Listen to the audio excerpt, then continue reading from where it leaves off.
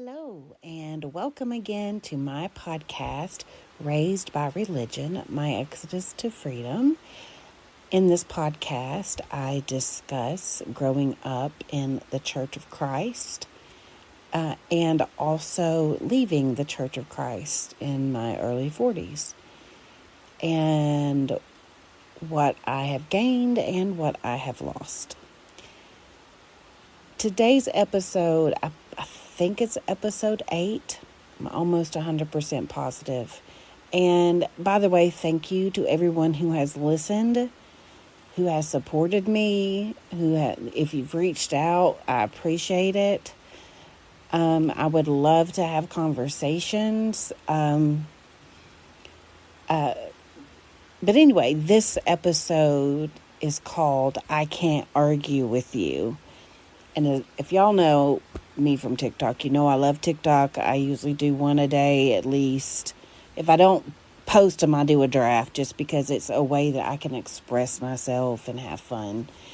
And there is this song that trended on TikTok a while back. And it goes, "You wanna argue? I can't argue with you." And I did a TikTok, lip syncing that around the time that I was having, my family was stalking and harassing me online. One family member was anyway, but I'm sure they had their cheerleaders going, yeah. So I did that song, and I was thinking of that song today, and it brought to mind the debate culture of the Church of Christ. If you've been in the Church of Christ for any number of years, you've probably heard of debates. And this is how they usually go down. It's usually a Church of Christ usually hosts them, and it's usually done at that church. And they invite some poor pastor, preacher from another denomination, and they debate. Usually it's just like a presidential debate, only worse as far as the mudslinging. There's a lot of arrogance involved. The ones I've seen anyway. There's only one that I've been to that wasn't where the Church of Christ preacher wasn't being hateful. He was just debating, and it was Bert Thompson. I don't think he was a preacher in the Church of Christ, but a member. And I don't know if he still is, because there was this big scandal involving him years ago, and I don't know where he is or what he's doing. I hope he's well and, recovered from everything. But anyway, I went to one years ago. He's got all of these PhDs. He's a biologist. There is a big word that he is that I can't think of because I don't do science. It's just not an interest of mine. But he loved to debate evolutionists. He was a creationist. And I know you're thinking, oh, the two can't coincide. Well, who knows? But anyway, I went to that debate, and it was very interesting. Very interesting. But he wasn't as bad as far as arrogance. He wasn't as bad as many of the other ones I've seen. Or I've been on YouTube. I've had people show me YouTube videos of debates, and it's just so... I don't even have the words for it. I was going to use the word cringy, but it goes far beyond cringy. It is degrading, and it's I don't even know the word. I'm sorry. I'm kind of lost for words when it comes to describing these debates, because, one thing about the Church of Christ is that they know their Bible from front to back, and they pride themselves on this. Not only do they know their Bible, but they know their doctrines that they get from the Bible, which they cherry pick like most denominations do. That's why we have so many denominations, because there are infinite ways to interpret the scriptures, to interpret a book, not necessarily the Bible. So, you have all of these denominations that have all of these beliefs. But anyway, I digress. So they take that knowledge of the scriptures and the knowledge of the doctrines that they preach, and they're just so ferocious with it. And if you like debates, you probably would like to watch these, because usually the Church of Christ person decimates the other denomination, because a lot of denominations, I don't know how it makes me wonder how they chose the person they debated, because almost every time they wiped the floor with their opponent. And it's just mind-boggling, that, Jesus didn't debate.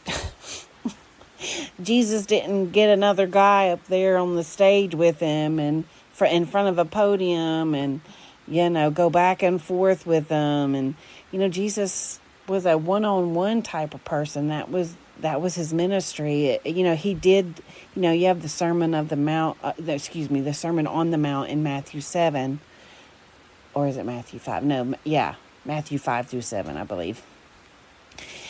And there goes my Church of Christ knowledge.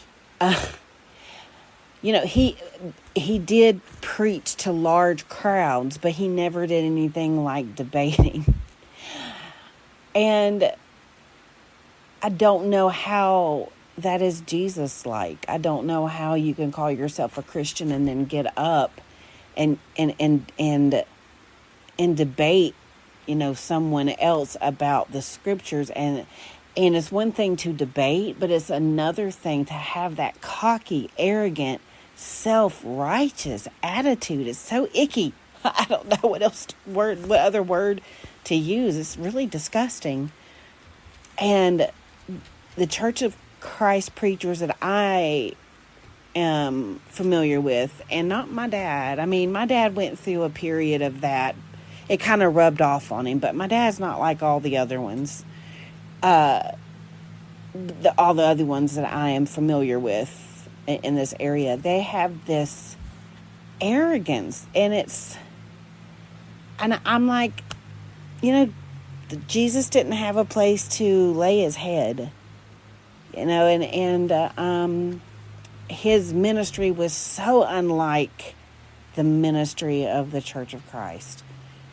And yet they say that they're the church from the very beginning, and they look nothing like the church of the New Testament. They just don't, but they like to pride themselves on it. And I apologize.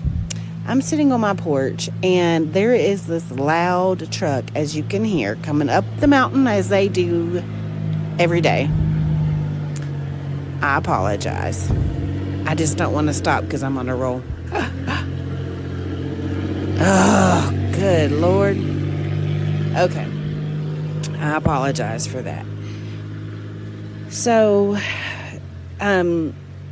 anyway, going back to these arrogant preachers, and boy, it's like my husband and I were talking about this. It's been a while back.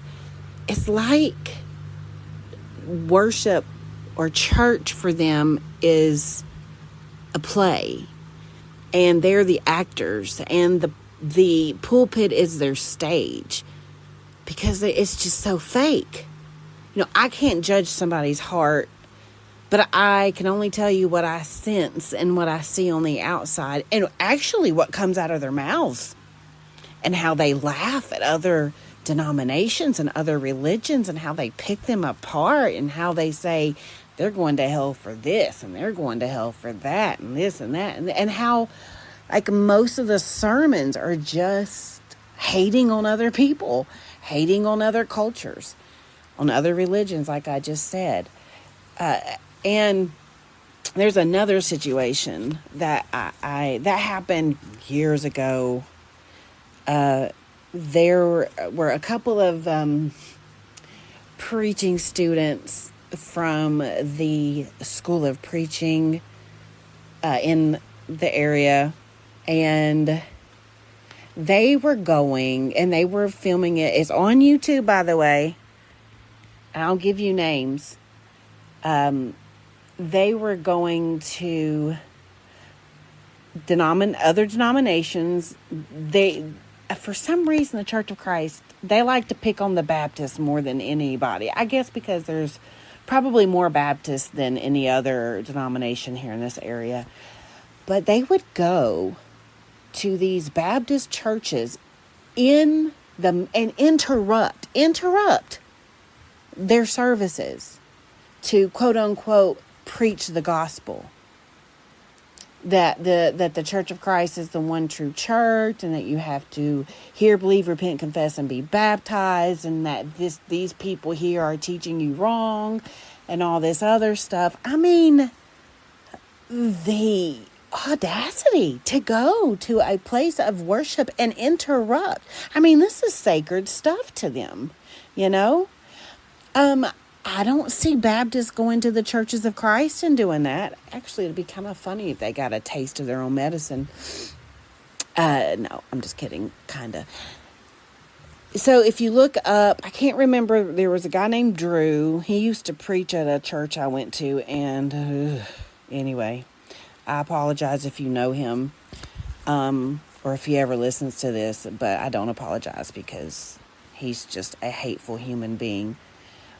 But his buddy, Caleb Robertson, just look up Caleb, C-A-L-E-B, Robertson, R-O-B-E-R-T-S-O-N, Church of Christ on YouTube, and have fun. Because this is what they enjoy doing. They enjoy being right so much that they have to go, and when I say right, I'm putting that in quotation marks, that they have to go and spread their rightness or their righteousness and make sure everybody knows that we are the ones. And if you don't join our little cult, then you are going to hell. And they actually, some of them enjoy that. And I don't, there's just, anyway, it's just very, very messed up. And that's using nice words. So that's basically, I know I'm only at 13 minutes here, but that's basically all I wanted to talk about.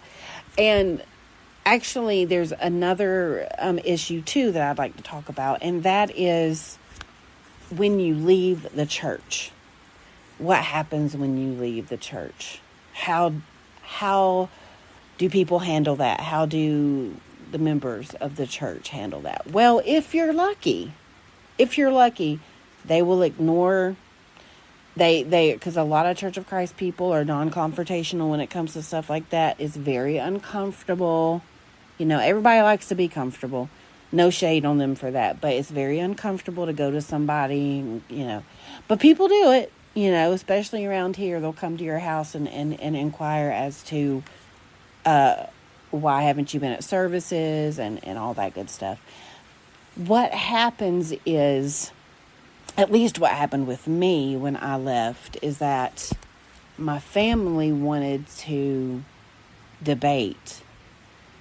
They wanted me to tell them where they were wrong so they could tell me where they were wrong. They wanted to exchange, like, well, tell me where this is and tell me where that is. Well, and that it happened that way because when I left the Church of Christ, I immediately started going, not immediately, but not long after I left the Church of Christ, I started going to a non-denominational charismatic church. I've mentioned it before. And so the belief system is totally different. They believe in miracles. The Church of Christ, that's going to be my next podcast, miracles.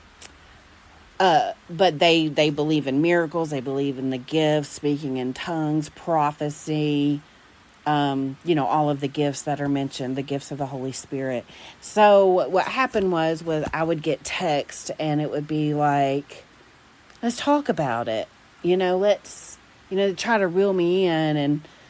And all I wanted and all I want now, I want to be left to my own beliefs. I don't want to have a debate with you. I don't want to argue with you. I can't argue with you because I don't believe the way you do anymore. And no matter what I say, it is not going to change your mind.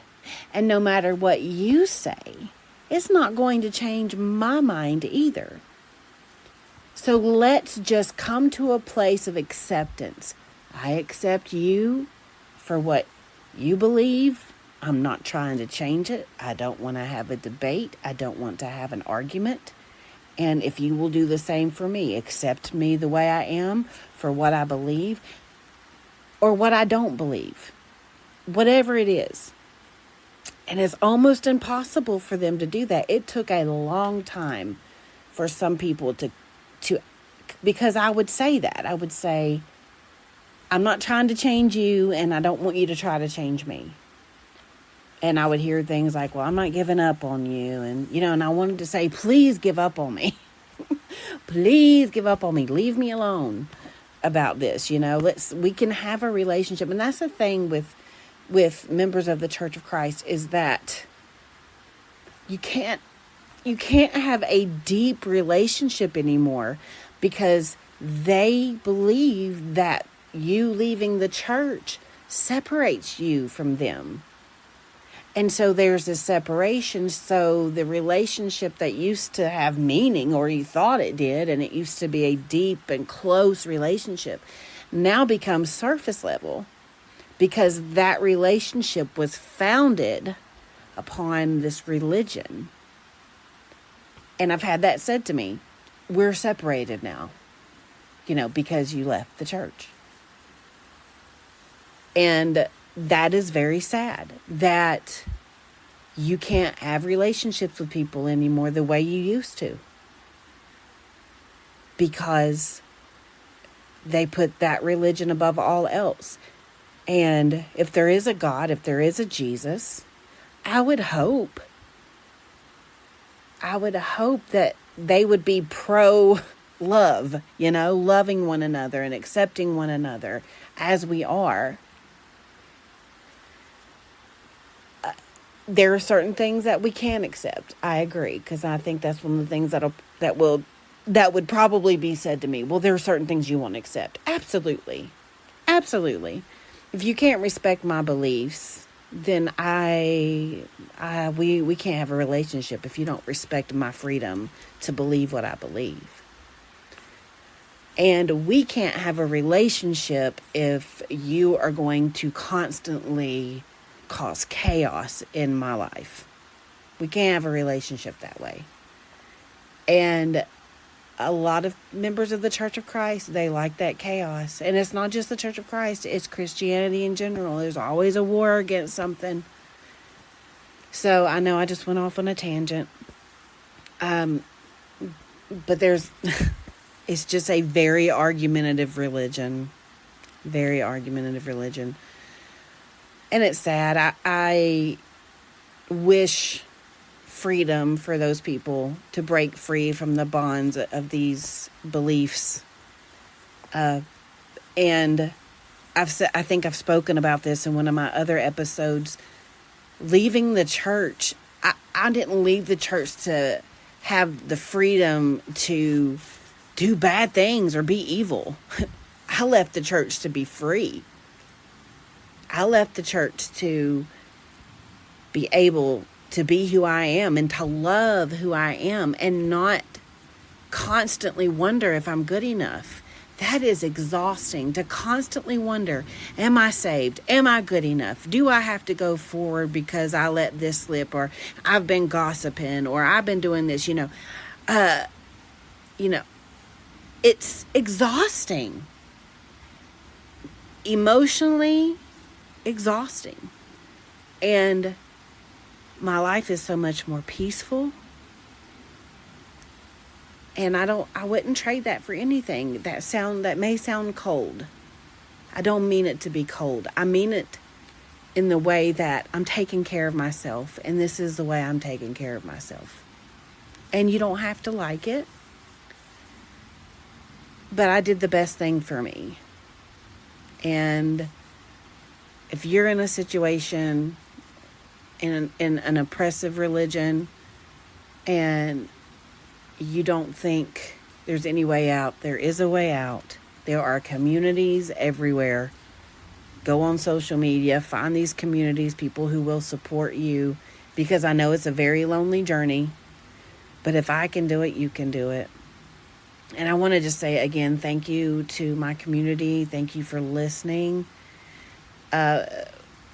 This has been so therapeutic for me, and to be able to finally speak my truth and let my voice be heard. So thank you again for listening. I hope you have a wonderful evening, and I will be back soon.